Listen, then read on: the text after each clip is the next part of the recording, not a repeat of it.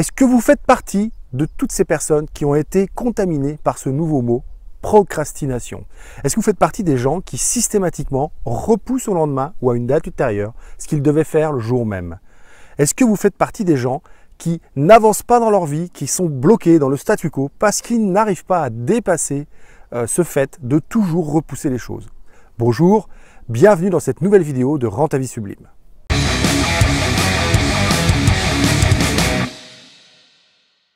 Alors, êtes-vous des procrastinateurs professionnels? Est-ce que ça vous intéresse de comprendre pourquoi on procrastine? Alors, je pourrais vous parler des 45 méthodes, et quand je dis 45, je suis gentil, qu'on voit dans toutes les vidéos.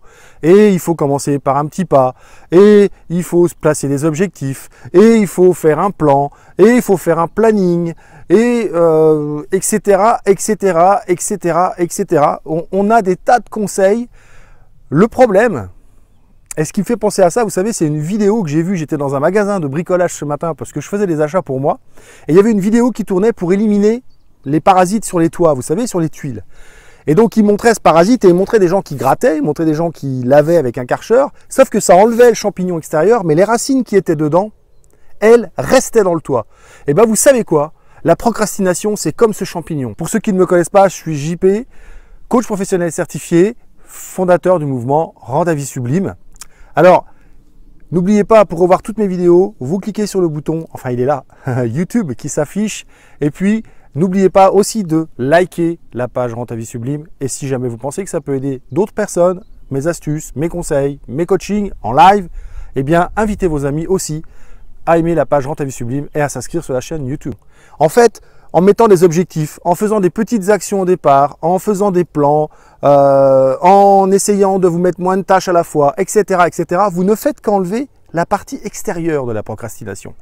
Or, la procrastination, c'est beaucoup plus profond que ça.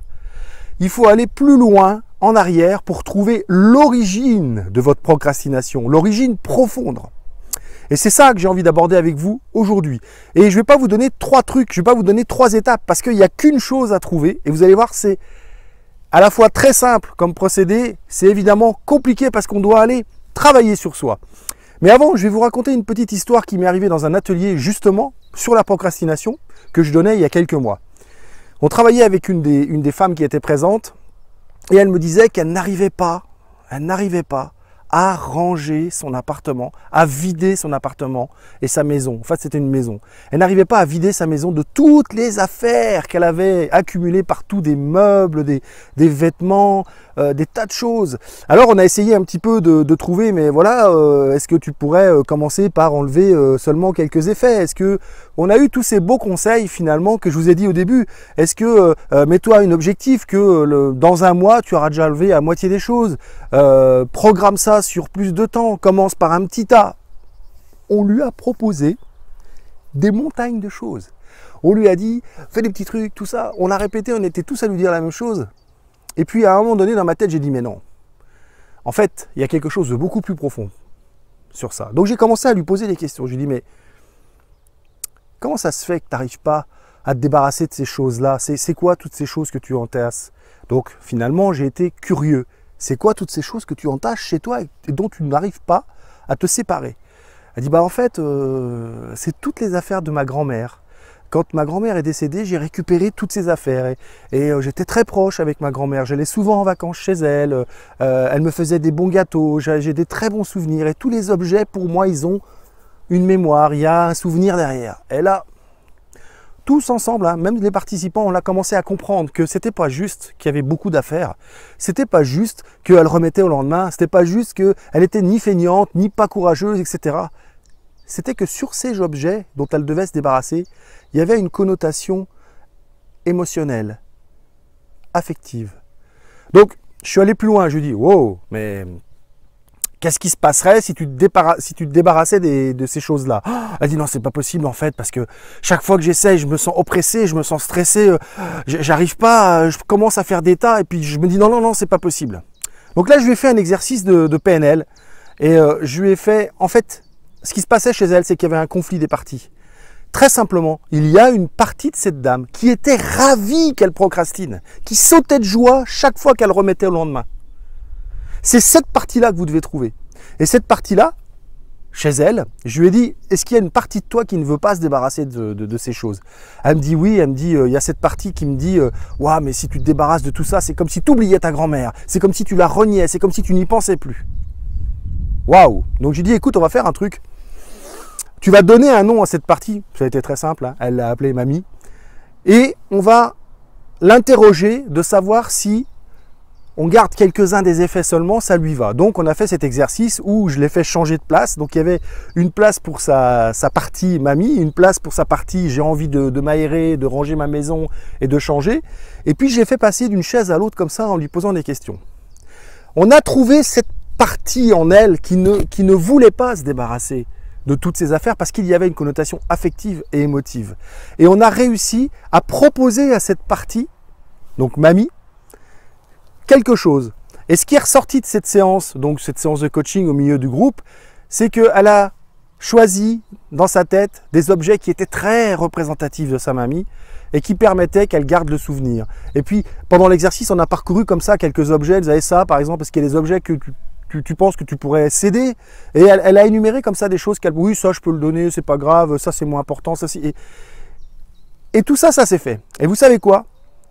3 jours après, alors qu'elle avait un objectif à 1 semaine, 3 jours après, elle m'envoyait un petit mot en privé sur la plateforme où j'organisais mes ateliers pour me dire « JP, c'est extraordinaire, j'ai déjà vidé la moitié de l'appartement, j'ai déjà vidé la moitié de la maison. » Tout simplement parce qu'elle avait trouvé pourquoi elle ne voulait pas vider cet appartement. Donc, j'ai envie de garder cette métaphore. Est-ce qu'il y a une partie en vous qui n'a pas envie de vider votre appartement? Est-ce qu'il y a une petite voix dans votre tête au moment où vous devez réaliser ce projet, faire la tâche qui vous était impartie, une petite voix qui vient vous dire « Non, non, non, surtout ne le fais pas, on était tranquille avant que tu t'engages là-dedans, repousse, repousse ». Est-ce qu'il y a une petite voix qui vous dit « Non, non, si tu fais tout maintenant, tu vas t'ennuyer pendant 1 semaine après ». Parce que vous êtes quelqu'un qui a besoin de beaucoup d'activités. Du coup, au lieu de faire un projet à l'avance, vous attendez le dernier moment. Et puis vous agissez dans le stress, et puis ça vous donne votre dose d'adrénaline, et puis comme ça vous avez l'impression de ne pas vous ennuyer. Simplement, au bout d'un moment, votre corps est usé. Vous savez ce cas des gens qui travaillent que dans l'urgence, le corps est usé. Donc, pour finir cette histoire, finalement, ce qui est ressorti, c'est qu'on a identifié la partie d'elle-même, qui était mamie, on lui a donné un nom, qui était très contente qu'elle procrastine, parce que comme ça, elle n'était pas oubliée, parce que c'est ça le fait, elle n'était pas oubliée. Et puis on a discuté avec elle, finalement on a fait une négociation, on a dit bah voilà, est-ce que si on garde ça, ça et ça, t'es contente, t'as l'impression qu'on pense à toi. Cette partie, je sais ça fait un peu schizophrène ce que je vous raconte, mais cette partie me dit bah oui, moi si tu, là j'ai pas l'impression d'être oublié. Et puis la partie qui voulait s'aérer a dit bah yes, super, je vais pouvoir m'aérer. Et les deux parties étaient contentes. Et on est fait d'une multitude de parties en nous qui avons toutes le droit d'exister. Même celles qui par moments font exister en vous des croyances négatives, des freins. Ce sont des freins parce que ce sont elles qui dominent, ce sont ces parties-là qui prennent la main. Mais si vous arrivez à équilibrer justement en identifiant ces parties de vous-même qui ne veulent pas progresser, qui ne veulent pas avancer, vous allez pouvoir débloquer la situation. Et vous allez voir que vous allez arrêter, dans le cas précis, de procrastiner. Et là, vous allez pouvoir vous mettre des objectifs. Et là, vous allez pouvoir commencer par une petite étape. Peut-être même que vous allez vous rendre compte que vous allez faire, comme la dame que j'avais coachée, une grande étape. C'est-à-dire qu'au bout de 3 jours, elle avait déjà vidé la moitié, alors que son objectif, c'était 1 semaine, 1/4. Donc, trouvez cette partie qui freine, qui rebute, qui ne veut pas que vous fassiez la chose que vous avez à faire, et demandez-lui comment elle pourrait être satisfaite, et vous allez voir que vous allez arrêter de procrastiner. Voilà, ça, c'est la seule et unique façon d'arrêter de procrastiner. Si vous tentez de mettre des objectifs, des plans, de faire un planning, de commencer par les petites étapes, ça va marcher pendant 1 mois, 2 mois, mais ça n'aura pas enlevé. Vous vous rappelez l'histoire du toit avec les champignons, les petites racines qui sont en dessous de la tuile. Si vous voulez enlever les petites racines qui sont en dessous de la tuile pour que le champignon ne revienne plus, il faut aller plus en profondeur et il faut trouver la partie qui en vous est content que vous procrastiniez.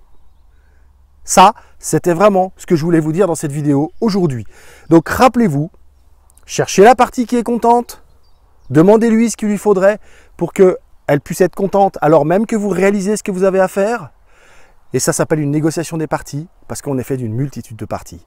Donc, n'oubliez pas, pour revoir toutes mes vidéos, chaîne YouTube, Le petit logo est là. D'habitude, je me mets là, donc vous voyez, le petit logo est là. Inscrivez-vous à ma chaîne YouTube. N'oubliez pas, likez Rends ta vie sublime si ce n'est pas encore fait. Et puis si vous pensez que ça peut aider des amis, la famille, des collaborateurs, recommandez-leur la page Rends ta vie sublime et incitez-les à s'inscrire sur la chaîne YouTube. Je vous dis à très bientôt dans une nouvelle vidéo de Rends ta vie sublime. Et puis surtout, n'oubliez pas, vous êtes le principal outil de la transformation de votre vie. Je ne suis que celui qui met le doigt là où ça fait mal. Allez, à bientôt et continuez de rendre votre vie sublime.